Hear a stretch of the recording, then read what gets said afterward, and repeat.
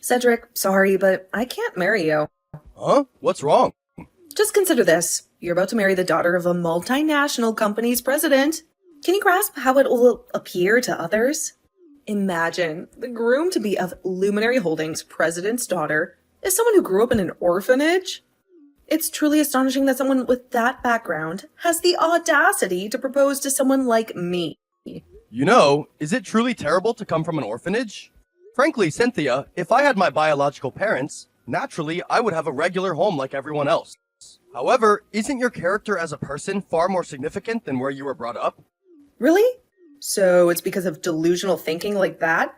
Which made you think that someone like you could be with someone like me? I mean, I see how you can think that we were raised in different worlds, sure. But I really don't think it's something that is a really big deal. At the very least, not something that someone should be worried about. Not something to worry about? This entire situation feels bizarre and odd to anyone who approaches it logically. You tricked me! You were attractive, intelligent, and held a high-ranking position in a reputable company. But who would ever guess that you were raised in an orphanage? It's quite embarrassing that I actually accepted a proposal from someone like you. By that, are you possibly saying that just being with me is embarrassing? That's exactly what I'm saying. Cynthia, you're saying some pretty cruel things, you know? Are you saying that it's so bad that you don't even want to get married anymore? If you weren't raised in an orphanage, I definitely want to get married to you. So handsome and stylish that you put any other guy around to shame. Just walking around with you and feeling the jealous stares of every other woman was one of the best feelings in the world. Not only were you handsome, but you were even climbing the corporate ladder of one of the largest companies around. By the sounds of things, weren't you just waving me around like I was just some trophy of yours? What are you saying, Cedric? It was nothing like that. I loved you. I loved everything about you. Except, of course, the fact that you were raised in an orphanage. If only you weren't raised in an institution, you would have been perfect. Hey, wait a minute. You're saying that the only reason that you've been with me is because of what I look like and what job I have? You haven't even been bothered to look nor care about who I am as a person? Of course not. I also loved how nice you always were to me. But be honest with me, Cedric. Is what I'm saying really so wrong? Isn't how someone looks and what type of job they have important factors when choosing someone you're going to spend your future with? I mean, I loved you for how you had such an innocent outlook on everything, but also had a sense of freedom that no one could take away. Oh, that's so sweet. Thank you. But being innocent can also mean that I'm sometimes brutally honest, right? So it seems that no one has been completely straightforward with you and said this to your face. So I'll be exactly the person that you fell in love with and be brutally honest with you. Being with someone who was raised in an orphanage is something that I just simply cannot accept. So it seems that no matter what, the only thing that you seem to really care about is not who I am as a person, but where I was raised. Being raised in that orphanage and the experiences that I received in doing so is only one part of me. But it's a part of me that I believe to be extremely important in how my life was shaped and how I became the person that I am today. It's really a shame that you of all people are unable to understand that. Who on earth could possibly understand that? I mean, really, being raised in an orphanage? Think about it. What do you imagine when you think of orphanages? The only things you see at orphanages is dirty halls filled with kids who are thrown away by their own parents. Or kids with bad behavior who go nowhere in life.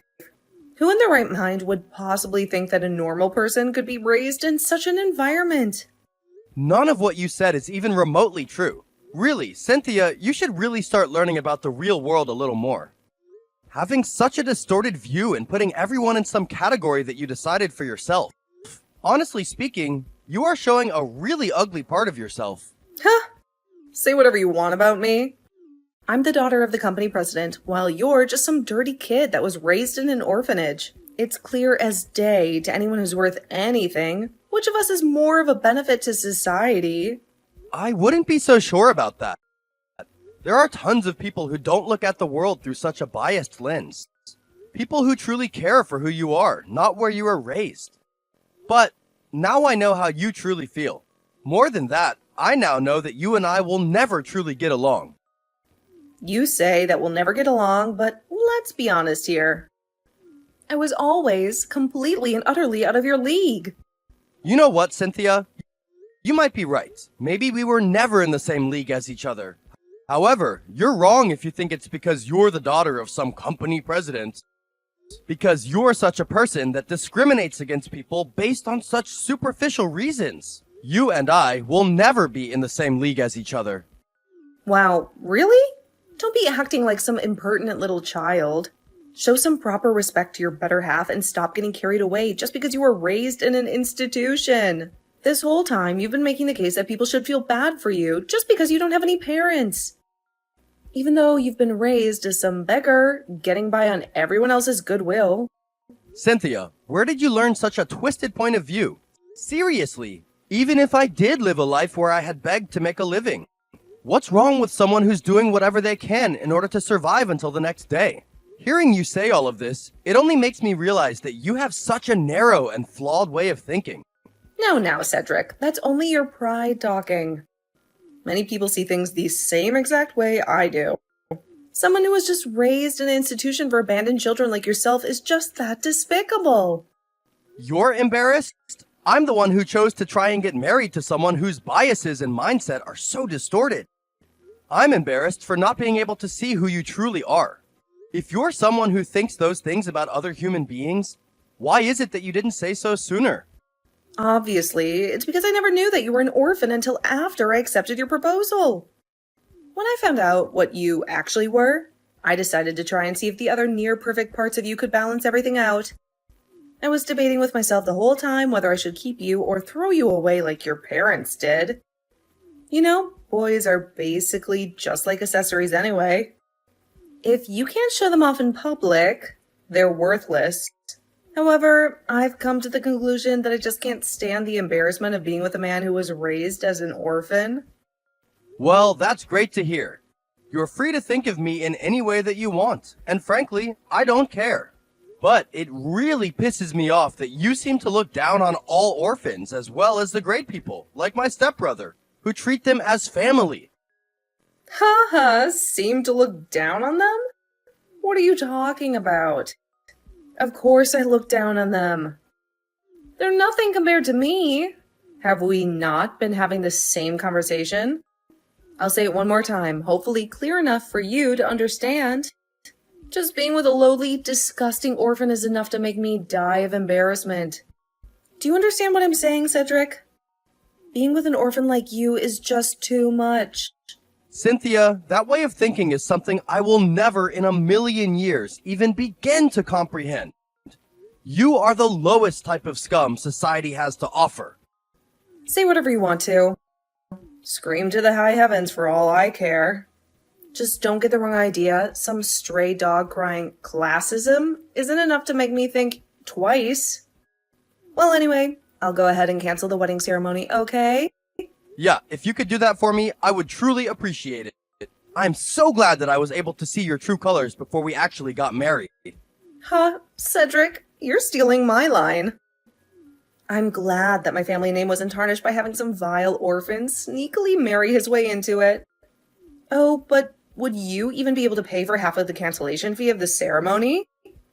I would feel bad getting some poor lowly orphan to pay for such an expensive fee. I've earned each and every penny that I have, more than I can say about you. But if paying the cancellation fee means that I don't have to get married to someone like you, the cancellation fee is something that I'd be happy to pay 10 times over. But don't you dare make light of the work that I've put into making my life what it is now. You mean the money that you've been begging your whole life for in order to get? Maybe I too should start relying on the sympathy of others in order to get ahead in life, huh? Oh my, so very despicable.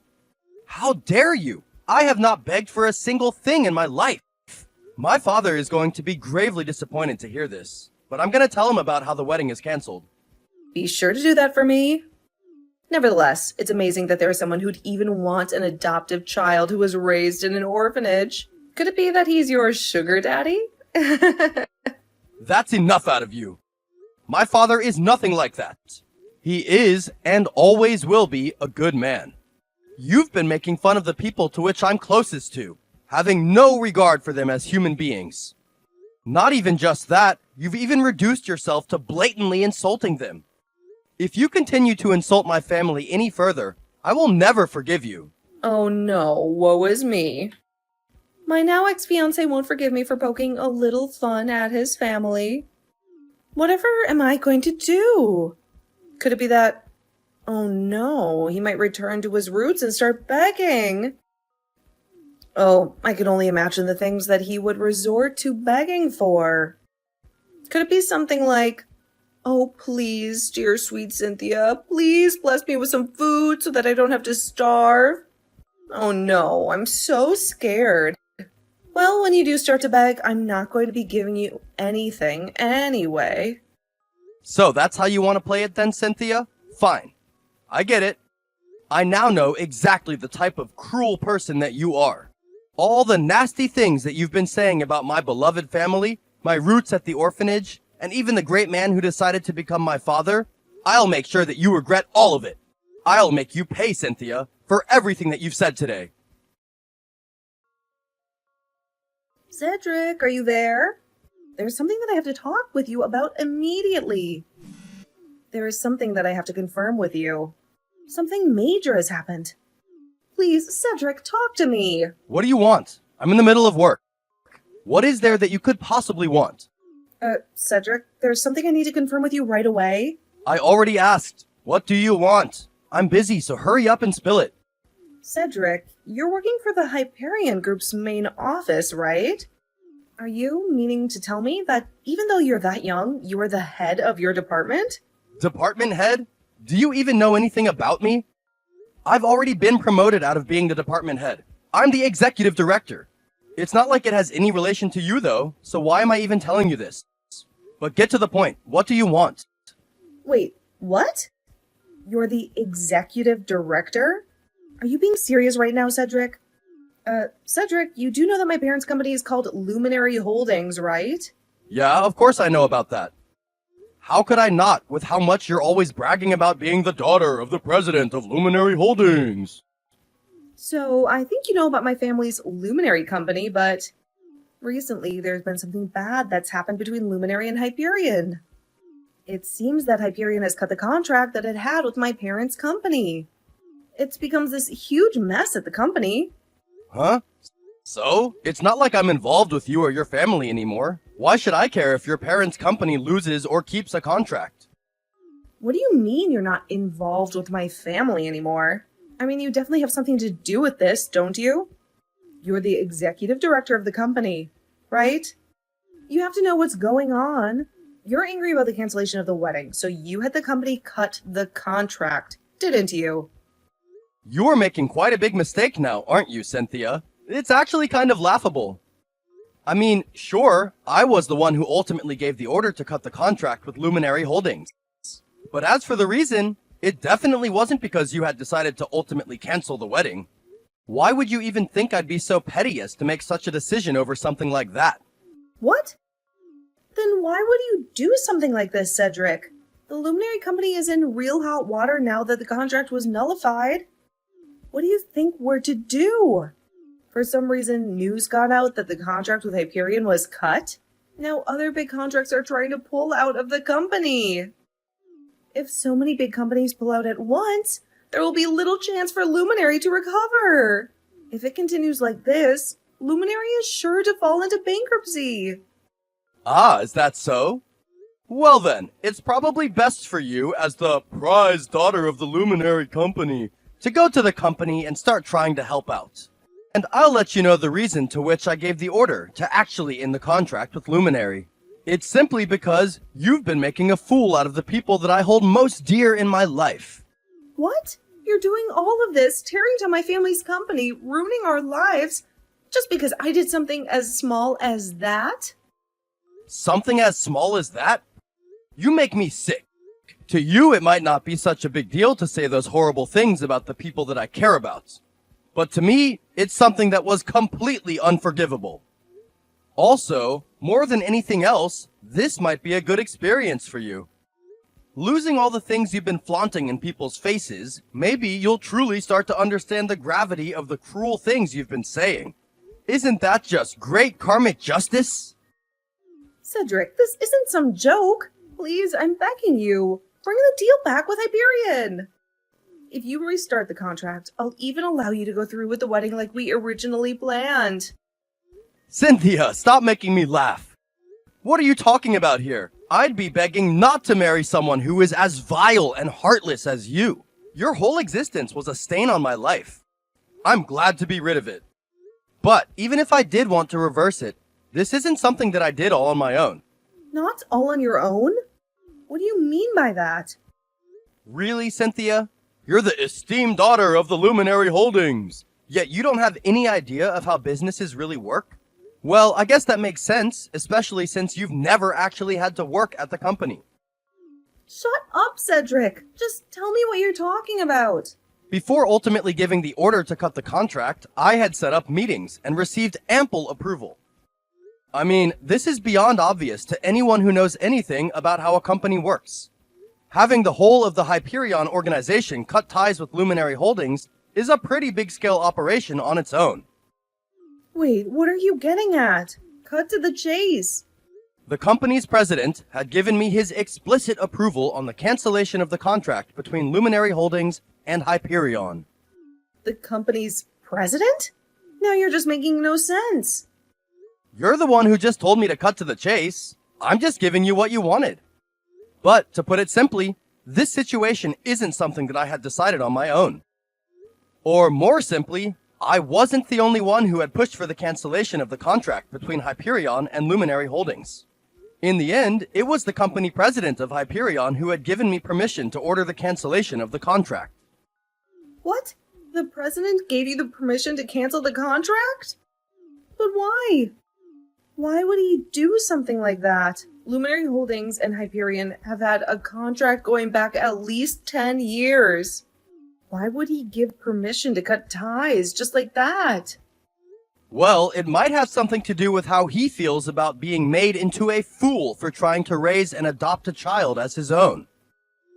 It really does sound like him, not being able to hold back his anger, lashing out at the people who had decided to talk ill of him and his family. Huh? You can't possibly mean... No. Are you telling me that the adoptive father that you were talking about before, the one that you wanted to meet and have a private chat with, he was the president of the Hyperion company? That your stepfather is the president? In not so many words, yes, my father is the president of the company. He's been particularly kind to me ever since I joined the company. He started to say that he wanted to have a successor to the company, which is when the whole conversation of being an adopted son had come into play. No, you can't be serious. You mean to say that I had abruptly canceled the wedding to the world-famous Hyperion company's son? That I'd been insulting the family of one of the world's biggest company presidents? Yeah, I guess you could say that. Also, I guess I should mention that the adoptive process is already finished. I've already entered the Hyperion family. It's too bad that you threw it all away for the sake of your own pride. Hey, Cedric, can I talk for a second? Huh? What do you want? Do you possibly think that we could do it over again? We can try again one more time? I know that you've been refusing to even think about it for a while, but could you think it over again? I'll give you time to really think it over. I'll let you take the lead on it. In turn, I'll think about what I can do to change, to make everything go the way it was, how it should have been. Really? How is it that you think you're gonna change then? What are you gonna do? The whole way of thinking about how orphanages aren't good things, about how they're beggars, and all those cruel things that I said earlier, I will think it over again. I'll change my way of thinking. I'll stop thinking about them in such a cruel way. I'll even start donating to orphanages and promoting them to other people in order for them to get better facilities. Please, Cedric. Is anything that I'm saying getting through to you? I'm really sorry for what I'd said, and I just want to make amends. I'm being sincere here. Please just give me another chance. Well, it's better than the vile and incorrigible things that you've said earlier, but only because what you said before was the worst thing possible. But seriously, Cynthia, sincerely, please don't make me laugh. What you're saying now is simply just a roundabout way of saying, I want to marry the heir of the Hyperion company. Nothing more. Nothing about what you're even saying is remotely sincere. It's all just a lie to try and further your own agenda. It's nothing like that. It's also for my parents' company. There are many people that are employed by Luminary. I'm trying to save them and their livelihoods. What you're doing is going to destroy the lives of so many people. Is that what you want? Are you really that heartless? As I see, well, this is a pretty rare occasion for you, isn't it, Cynthia? You're not usually this honest with what you want to do. You even seem to have a somewhat logical reason for what you're doing. Obviously, I'm the daughter of the president of Luminary. As such, caring for the livelihood of my company's employees is something that I will do without question. All right, I understand. Then how about we do this? So, you're going to give me another chance? Huh? Please, just stop. I'm already trying to hold back my laughter from earlier. God, no, I'm not giving you another chance. Seriously, you just don't give up now, do you? Anyway, so when Luminary goes bankrupt and all of the company goes into restructuring, I'll make it so that all of the company's employees that were to be out of a job can come and work at Hyperion. What? No! It can't go like that. Why not? I don't see a problem here. Because, even if all of the employees are saved, me and my parents were still going to be out in the streets from bankruptcy. You don't have to hire some mindless, good-for-nothing employees. Please, just make it so that my parents can join Hyperion. No, more than that. Cedric, don't nullify the contract with my company. Again, you're revealing what you truly feel. It was never about your employees in the first place. It was all a facade in order to save yourself. Again, completely selfish. Not only that, you're calling your employees mindless and good for nothing. I'll be completely honest with you, Cynthia. You are truly blowing me away with how oblivious you can be. The deal is not going to be reestablished. That is something that I will simply not even put on the table. No, Cedric, please, I'm begging you. If it continues like this, the company will really go into bankruptcy. Everything will start crumbling down. My parents are furious with me and I don't know what to do. Please, Cedric, help me. I'm seriously begging you. Wait, is that what I think it is? Isn't that the begging that you so much despised? Look at what you've reduced yourself down to. I guess it would be nice if there were someone out there who would have cared enough to want to save you. Well, anyway, I'm really busy, so I'll just leave it at that. Goodbye, Cynthia, and have a nice day. Cedric, wait, don't do this to me. Wait, Cedric, don't abandon me like this.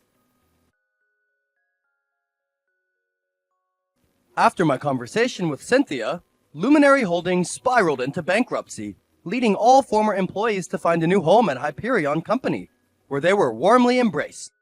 In stark contrast, the Luminary Holdings family sank into overwhelming debt, even resorting to using their house as collateral. They now wake up to cardboard walls in a local park, succumbing to the financial strain. Despite some time passing since the bankruptcy, none of them have secured stable employment. Their days are spent scavenging through trash and begging on the streets, seeking refuge in shelters for meals. It's a daily existence of poverty and destitution, a reality Cynthia callously disparaged in our final moments together. I commend the kind-hearted individuals extending a helping hand to this struggling family. Above all, I hope Cynthia finally comprehends the hardships faced by the very people she once so readily demonized.